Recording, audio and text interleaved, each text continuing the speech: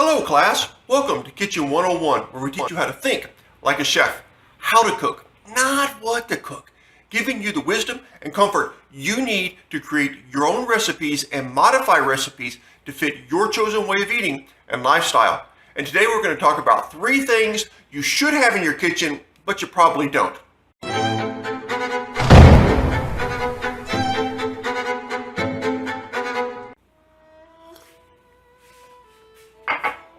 Your kitchen is like a toolbox.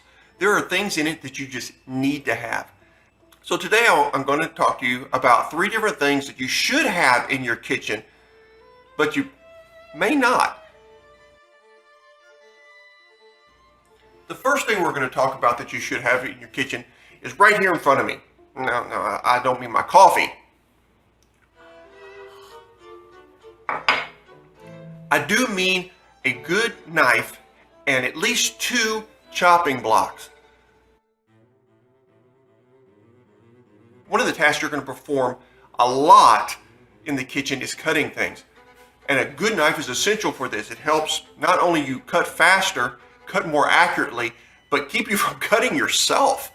A dull knife will cause more accidents, cause more harm to you than just about anything else in your kitchen.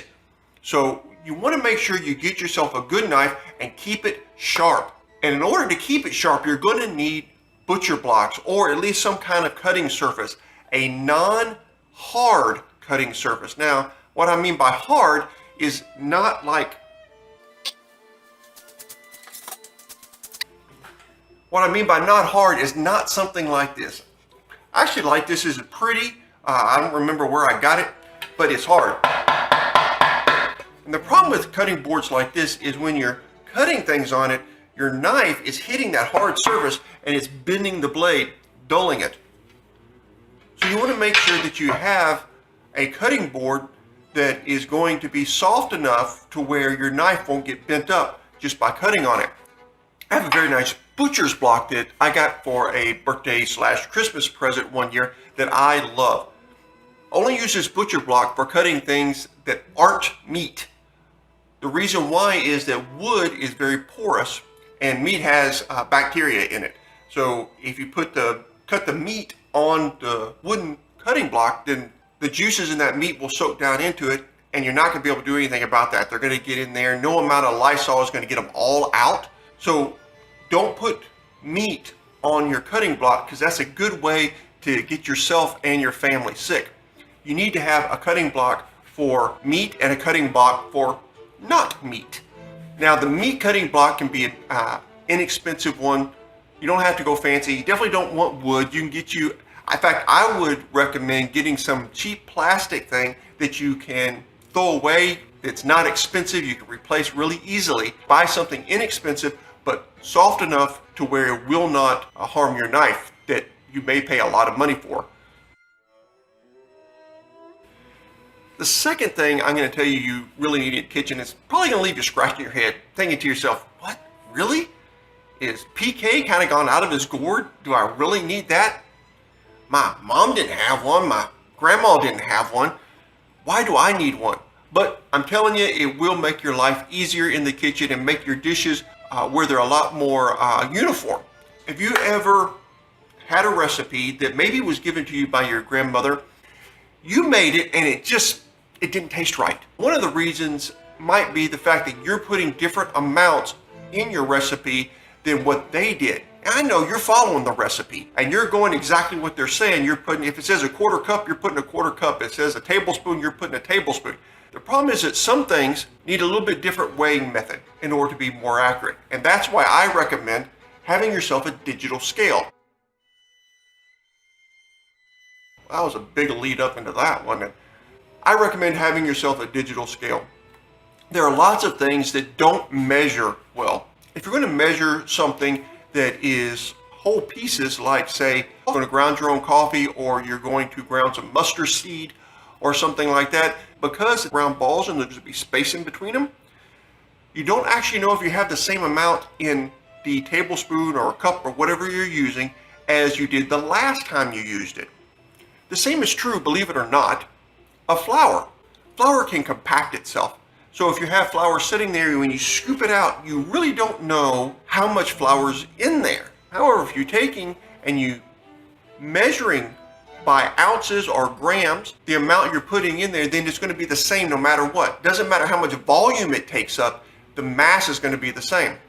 And it's amazing how many different ways you can use a good digital scale in your kitchen. Now the third thing, again, this is going to be kind of weird, and you might say, PK, who doesn't have this in their kitchen? But I bet a bunch of you do. And the thing I'm talking about is dishwashing liquid.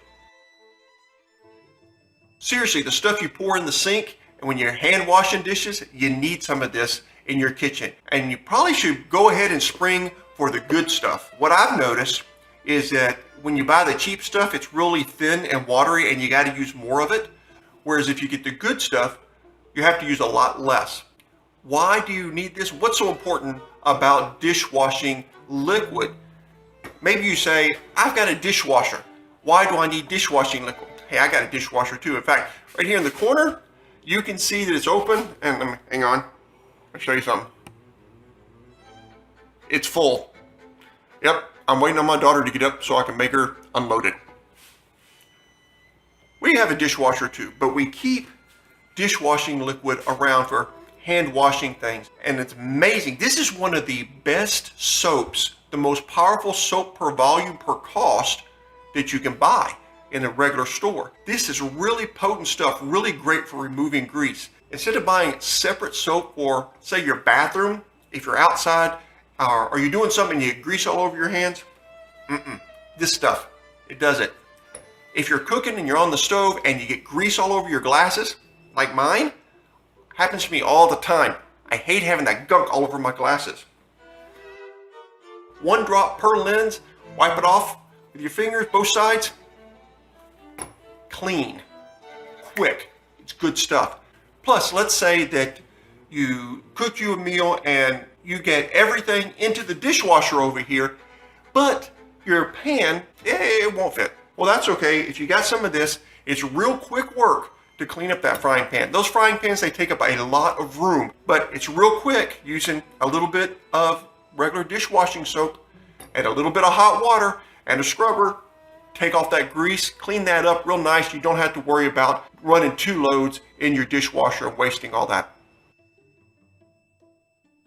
Well, everyone, what did you think of my 3 items that I think you need to have in your kitchen?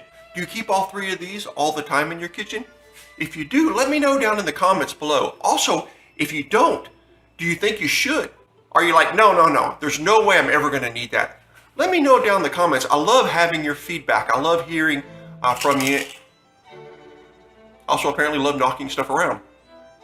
Thank you, class, for coming. Make sure you tune in next time for another interesting, I hope, and informative class to teach you more about your kitchen and how to cook and supply for yourself and your family. Please be sure to click the subscribe button, and I'll see you next time. Thank you all for coming. Have a good week. God bless. Class, dismissed.